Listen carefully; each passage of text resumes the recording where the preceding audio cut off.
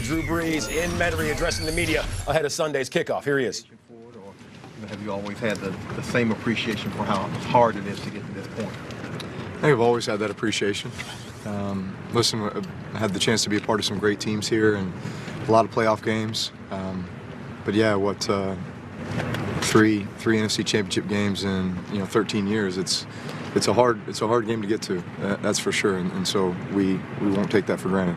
When you look at their defense, how are they different with Akeem Talib in there than maybe the first time you saw him? Yeah, listen, he's one of the captains for their defense. He's a veteran player, so there's a presence there. There's a level of leadership. Obviously, he's a very productive player. They got two elite corners, and you saw them, make those moves in the offseason, and so you knew the intent of that. And yeah, he's a difference maker. Speaking of that, Marcus Peters wasn't happy about some of the things that Sean said after the first game. Have you followed any of that? Do you have any? I'm guessing you saw it, right? I think I saw one thing, but I really haven't followed it. No. You trying your best to avoid it? I guess. You get into this game, is that something that the younger players already understand, or is it something you have to kind of explain, hey guys, it's not that easy to get here, and you can't expect to be here every year? I think that's been well communicated, really, as we've journeyed through the season here, and as we've hit every benchmark and made it to each level that we aspire to get to. Don't take it for granted, appreciate it. It takes a lot of hard work to get here. We are still a young team in a lot of areas, but we also have a lot of great veteran leadership, and I think those guys throughout the season have done a great job in making sure that's communicated to guys and guys understand that. Specifically from 2009, what stands out about that NFC Championship game, the atmosphere, the build-up to it, everything about it? Well, it was crazy. It was electric, and I'd say too, that year, obviously we were tracking, the Vikings were tracking, and so I think we all felt like that's who we were going to see in the NFC Championship game. I think this year, in many respects, that was kind of the same idea. As we looked across the league and saw what the Rams were doing and the success that they were having, they're a phenomenal team, and they had a great season. Obviously, we played them, mid-season, and it was a hard-fought game on both sides of the ball. But I think we had a feeling then that obviously we aspired to be in this situation, and I think we all had a feeling that they were going to be the team that we might face again, and so here we are. What do you think Sean's best attribute is as a play caller? I think Sean has a great feel for the game. We have a pretty extensive play call list. The writing is so small, you can hardly read it. There's so many plays on that thing. But I think what it is he's got all that there at his discretion, depending on what he's feeling and then the situation in the game. And obviously we have a plan, and we talk about that extensively throughout the week. As far as what we're looking for, if they start playing us with a bunch of this, then we've got this package of stuff we can get to. Hey, first time we get to a fourth down and short, this is what I want to call. If here's our critical situation call if we're trying to get into field goal range. Here's our 4th and 2 call on going in to score, just like we did against the Eagles in the second quarter, to score that touchdown, which was a critical play in the game. So you talk about these situations, and obviously these are in his memory bank. So the minute he feels like, all right, this is the time, this is the situation, he's able to dial it up, and we all know it's coming, because we've talked about it, and so a lot of confidence comes with that.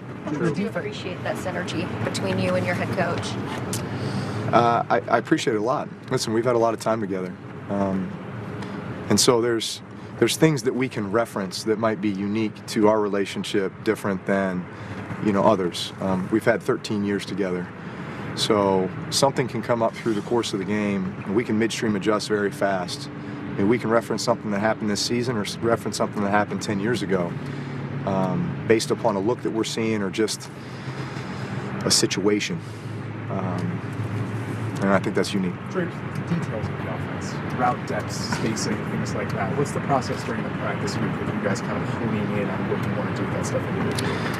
Well, this is why you spend so much time in the off season as well. We have a base offense, and then we evolve and build off of that offense. We are very game plan oriented. So each and every week, there's very few calls that are replicated from the week before. And if they are, it's new shifts, motions, formations, personnel groups potentially. So we change things up quite a bit. And so there's a lot of time on task that takes place during the week just to absorb all of that. But I'd say, the concepts and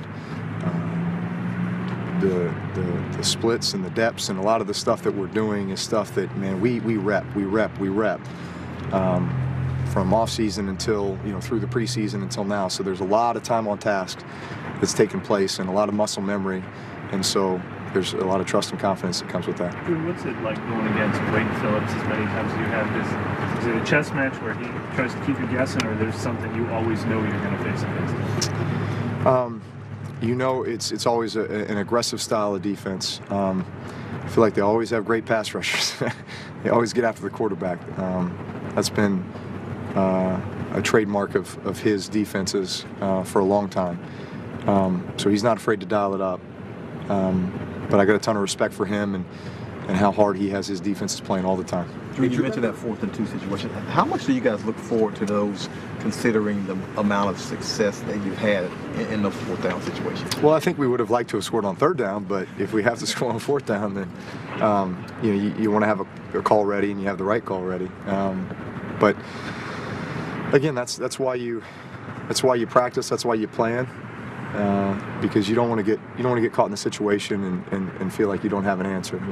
Part of the reason you work so hard and the reason everybody stays up so late during the week is to make sure that we have the calls that we're confident with when it comes to those situations. You mentioned at a couple of post-game press conferences this year that you guys have won games in multiple ways. So just how much more confidence does that give you in the NFC Championship game, and there's a number of ways you guys have prepared to win that game? Well, just as an example, obviously we didn't start the way we wanted to this last playoff game, right? We get down 14-0 after the first two series. But nobody blinked, nobody flinched. Obviously that's not the way we wanted to start, but we knew we could overcome that. And I feel like we've overcome a lot of situations throughout the season, especially over the last 6 weeks. So I think that does give us a lot of confidence, just knowing that we can win in a lot of different ways. And no matter what the situation, listen, you play a team like this, it's going to be hard fought, it's going to come down to the last possession more than likely. And you feel like, everybody on the field, on our side of the ball, offense, defense, special teams, if there's a play that needs to be made, we can make it. Considering their pass rush, Drew, specifically on the interior, is the quick passing game something you talked to Sean more about this week, maybe more so than a previous week, or is that something y'all consider? I think we mix it up a lot,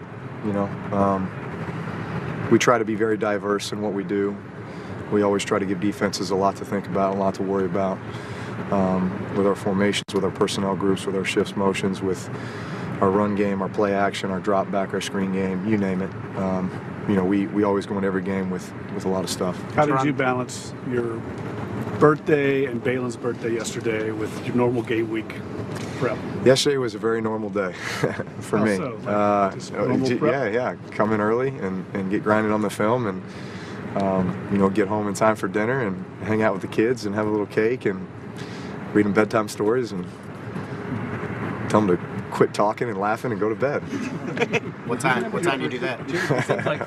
It does seem like, from just the pictures of your party and stuff, you're embracing turning 40 and not running from it. And could you reflect on how much has changed since the last time you were in this game? I mean, Balin was 1. You probably can't remember it. Now you got 4 kids. Yeah. How special it is to have them. I mean, they'll remember this one. Yeah, they will. And they're so football crazed right now. That's what makes this so much fun. I mean, I asked my middle son the other day. We had some one-on-one time, and I said, "Hey, what's your most favorite thing to do?" He said, "Go to the Saints facility with Dad." So, that kind of stuff is what memories are made of, and you want them to enjoy those moments as much as possible and give them those moments as much as possible. And so, listen, they love football, they love the Saints, they love our team, they love this season, and we're just trying to stay in the moment and enjoy it as much as we can. Drew Turan finally got some